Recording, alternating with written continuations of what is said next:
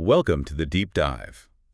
Today, we're really getting into the story, the success principles of a genuine giant, Jeff Bezos.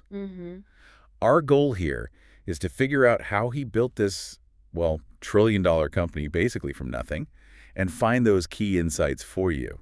Yeah. And the hook is pretty wild, right? This guy leaves a safe, high-paying Wall Street job, Yeah, because she starts Amazon in a garage, and, now it's this behemoth worth over $1 trillion. It's quite something. It really is, and I think Bezos's journey, it's more than just tech or selling stuff online. It's a masterclass in calculated risk Calculated, yeah. and this almost stubborn long-term view. It's got so many lessons for anyone really looking to learn and grow. How big decisions can change everything. Definitely. So to get that, let's maybe rewind a little. He was born in 1964, New Mexico. Super smart kid, apparently always tinkering, obsessed with science. Right, the garage inventor stereotype, but like for real. Totally. Then Yeah. Princeton, computer science, electrical engineering. He's set up for a standard successful path. The expected path, yeah. Ivy League, then Wall Street. But then the risk. He's 30, working on Wall Street, doing well. And he reads this article, just one article about internet growth, like 2,300% a year, something crazy. That number just jumped out at him. It changed everything. He saw it, quit the job, packed up the car. Flew across the country with his wife, Mackenzie at the time. Yeah, to Seattle. Yeah. And Amazon literally starts in their garage. It's the sheer audacity of that decision that gets me. Trading that security Yeah. for this totally unproven thing, the internet back then.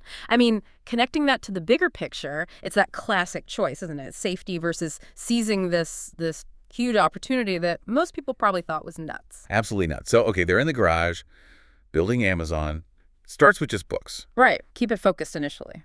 But the core idea right from the start was customer obsession.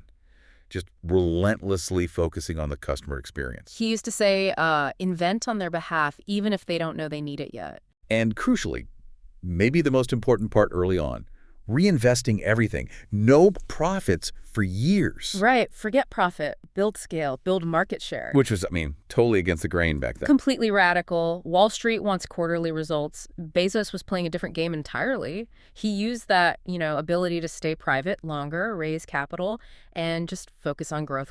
Sacrificing short-term gain for that massive long-term dominance. Exactly.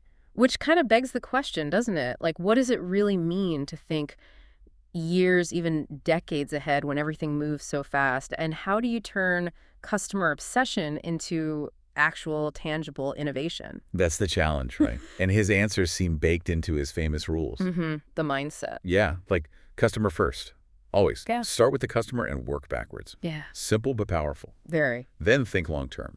He actually said if we have a good quarter, it's because we planned it 3 years ago, which is just wow. Incredible foresight, or at least incredible commitment to that foresight.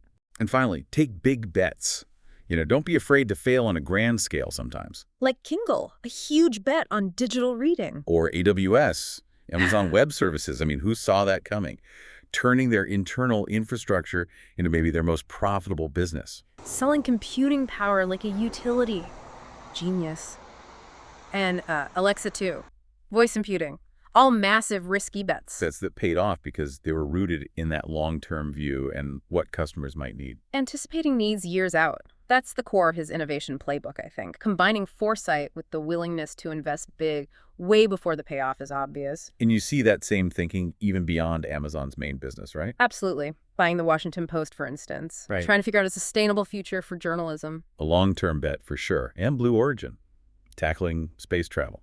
Making it cheaper. That's about as big and long-term as bets get. It really shows those principles, long-term vision, big bets. They weren't just for Amazon. They're like his fundamental operating system, even after stepping down as CEO.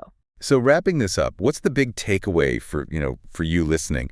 Bezos showed you don't always have to invent something totally new from thin air. Exactly. Real innovation, often it comes from doing existing things better, obsessing over the customer in ways others don't, and maybe the hardest part, truly thinking 10 years down the road.